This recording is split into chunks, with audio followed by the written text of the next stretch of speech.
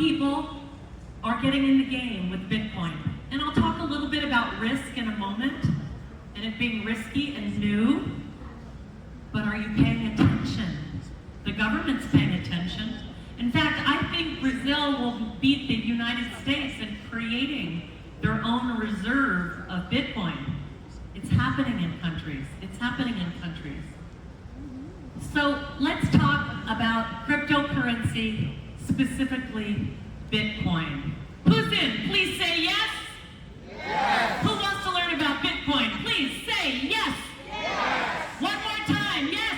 Yes. The state, the physical and emotional state that you're in when you learn is the same state that you're in when you leave here and you say to yourself, gee, what did I learn?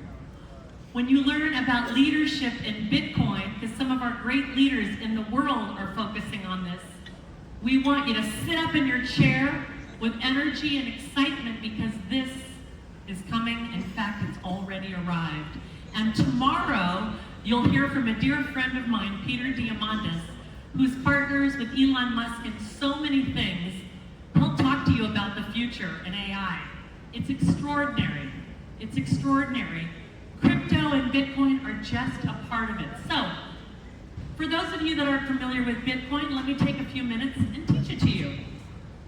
So what is Bitcoin? Well, Bitcoin, what is it? It's a global digital currency you can use online that isn't controlled by your banks and your government. Now, I'll break that down for you.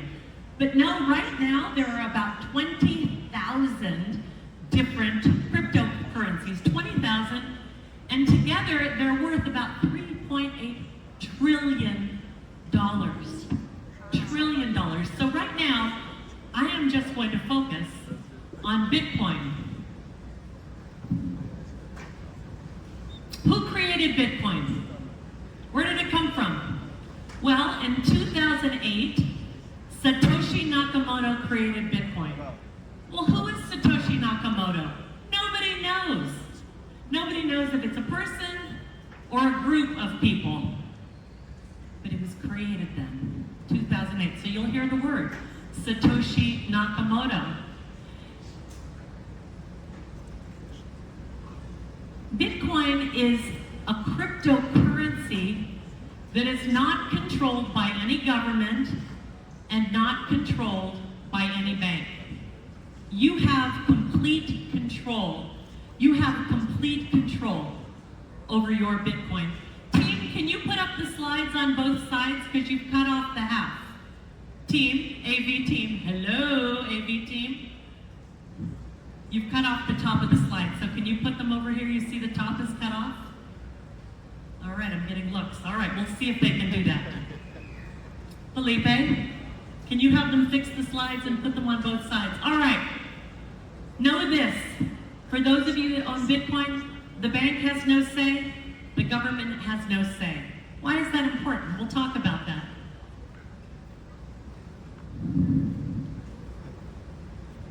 What is money? Think about currency. Think about money.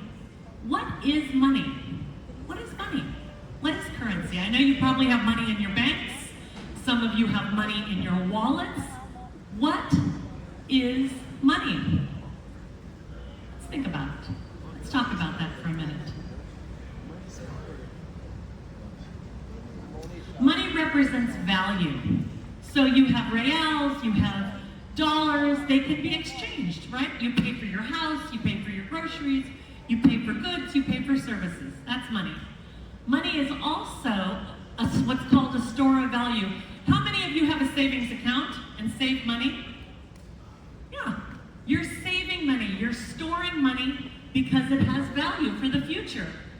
A store of value is really any item, physical or virtual, that we all agree have money. In Brazil, it's reals. You all agree. Reals have value, we're going to save them. True? Please say yes. Yes. Please say yes. Yes. Please say yes. Yes. All right. That's money. That's money. Let's discuss the evolution, the history of money, the past, the present, and future. The history of money? Well, before there was money, there was barter. People would trade fruits and vegetables for chickens and eggs before there was any money. But over time, that evolved. You know, fruits and vegetables can go bad, and eggs don't last forever. So at one point, we decided as a population that gold had value. But what is gold? It's a piece of metal, it's a rock, it's a nugget. That's all it is, it's metal. The only reason gold has value is because we say it has value. That's it. Otherwise, it's a piece of metal like any other piece of metal. It has value because everyone has decided it has value. Then over time, you couldn't take a gold bar and go to the grocery store and say, I'd like to pay for my groceries, because they couldn't exchange a gold bar. So the next evolution in money was metal coins: gold, silver, copper, bronze. Gold, silver, copper, bronze. And then over time, governments decided they would print paper. And the paper was backed by gold. In fact, Brazil was the site historically of the first gold rush before it ever happened in the United States. Brazil had a gold rush. So governments printed money and they held gold in different reserves. So every real or dollar had a piece of gold somewhere because it represented it. It represented the money. Next in the evolution, well, governments decided after a while, no, we don't need gold anymore. No more gold.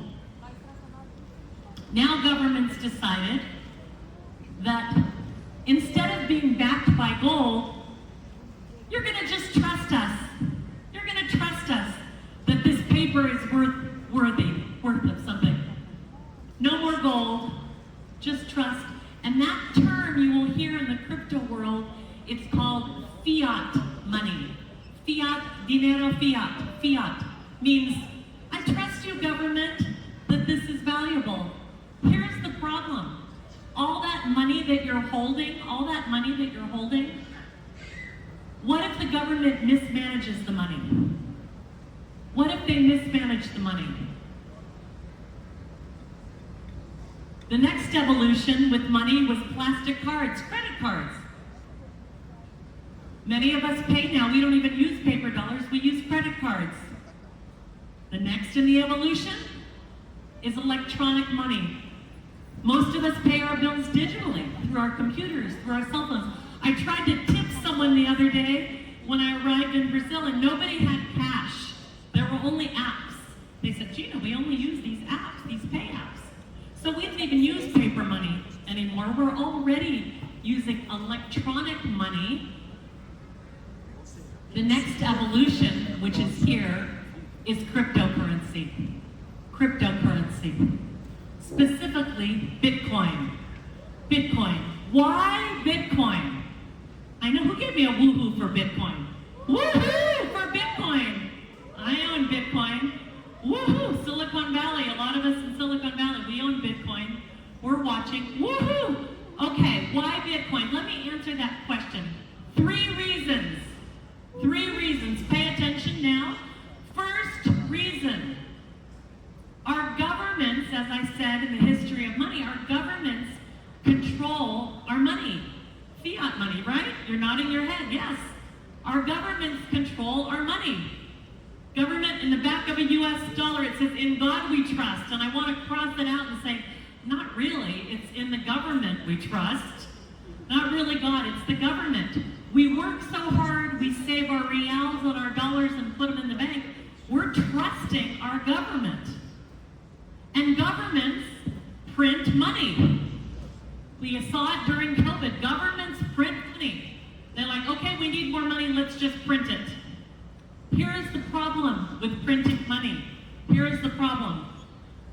Zimbabwe, early 2000s, the government mismanaged so much money and printed so much money that all the Zimbabweans, the people who lived there, saved their money and it all became valueless.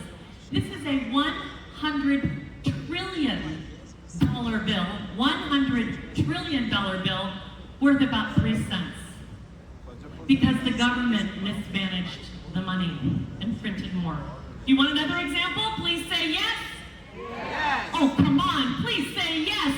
Yes. Please say yes. Yes. Okay, fine. Here's Germany in the early 1920s.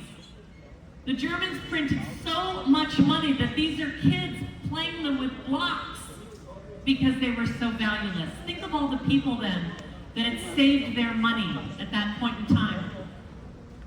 Zero. Worth nothing. Worth nothing. The problems with printing money. The first is inflation. Who here has gone shopping over the last couple of years and prices have gone up? Yeah? Who here has paid more for things? Yeah? Yeah, I know I have. Well, guess what? You're actually not paying more for things. It's just that your reals are worth less. Inflation doesn't mean the price has gone up. It means that your money, your currency, is worth less. That's what happens when you print money. All that savings that you have, as they print money, the value, the buying power of your savings goes down. The value of your savings goes down with inflation. It goes down as they print more money. And then we lose trust. We use trust. They're sending me a message. Gina, can you speak slowly?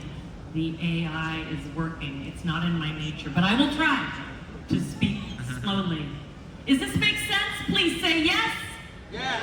Oh, come on over here, this table. Please say yes. Yes. Please say yes. Yes. This is the problem with governments controlling money and printing money. Right here. Problem number, no government, know this, with Bitcoin, no government controls Bitcoin. No government. We have complete control over our Bitcoin. Think about that for a moment. Imagine having money, currency, that we have complete control over.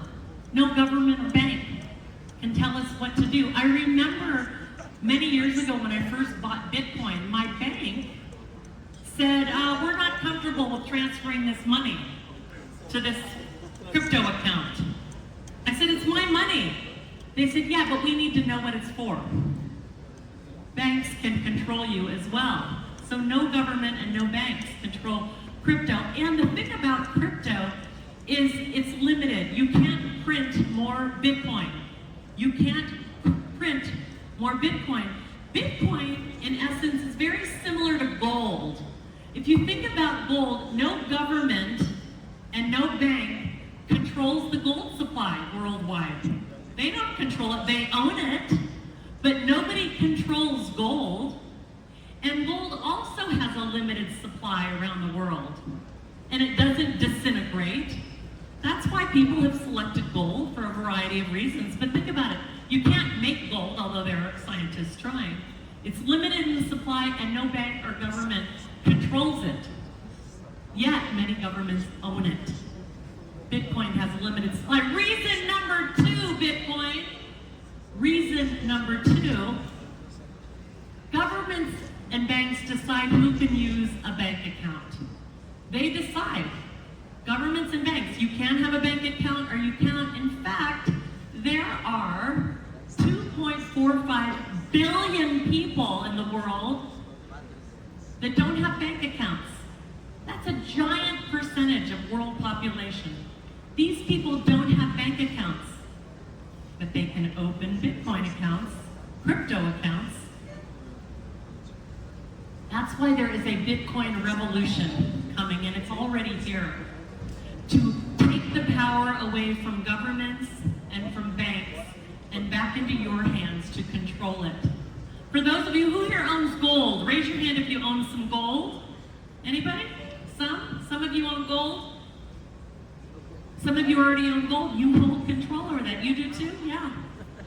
It's a Bitcoin revolution. So when you hear the revolution, it's to take back power from banks and governments. All right, reason, Felipe says, slow down, Gina. Reason 3. I'll slow down. Reason 3. Are you with me so far? Please say yes. Yes. Please say yes. Yes. Please say yes. Yes. All right, I will slow down. I will slow down. All right. Reason 3. Here we go. Governments and financial institutions are centralized. Governments and financial institutions are centralized. What does that mean? It means there's a central authority or a person controlling everything. Controlling everything. You use centralized systems every single day. Facebook, social media, email, those are all controlled by different companies. They have control over your content and how you use those systems. Banks are centralized. The bank has control over your money, your data, and they can watch what you do. Let's look at a very quick banking transaction. I have people that work for me all around the world, and I have someone named Alex who works in London in the UK right now. And when I have to pay him with a bank account, this is the process, and I'm sure it's similar here in Brazil. I open a bank account. Banks decide who can do that. I deposit 10,000 US into the bank account. Know this, your banks hold and control your money, and they can place restrictions on your money. They have a private ledger tracking your money. The banks control your money. I go to the bank and I ask the bank to wire transfer $10,000 US into UK pounds to London. The bank and the US government, called the Federal Reserve, control that process. I have to go through them.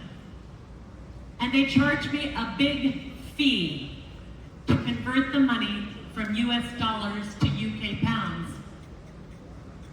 And then our government in the US, just the same in Brazil, they'll facilitate the transfer.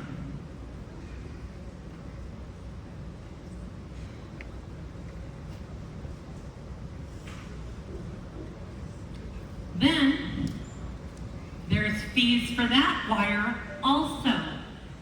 The bank and the government, they get to charge me wire transfer fees. And it can take several days. It can take several days. Does that happen to you? Several days. Then the money arrives in the International Bank in the United Kingdom. They charge Alex, one of my team members, more fees, and the money arrives. I am at the complete mercy of my bank and our federal wire system. Our federal wire system. I will give you a QR code and you can get a copy of all these slides after, just for those of you trying to take pictures. I'll get you copies. That's a centralized system. Let's talk about decentralized systems. Bitcoin is decentralized. That means no one government, no bank control it.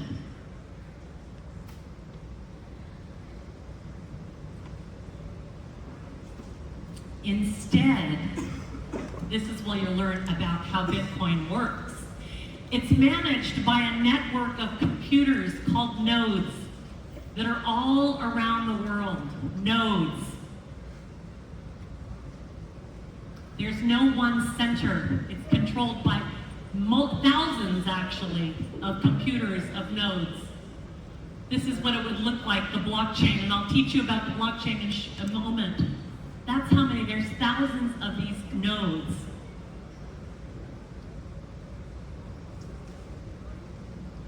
A blockchain, Bitcoin, uses blockchain technology. It operates on blockchain technology.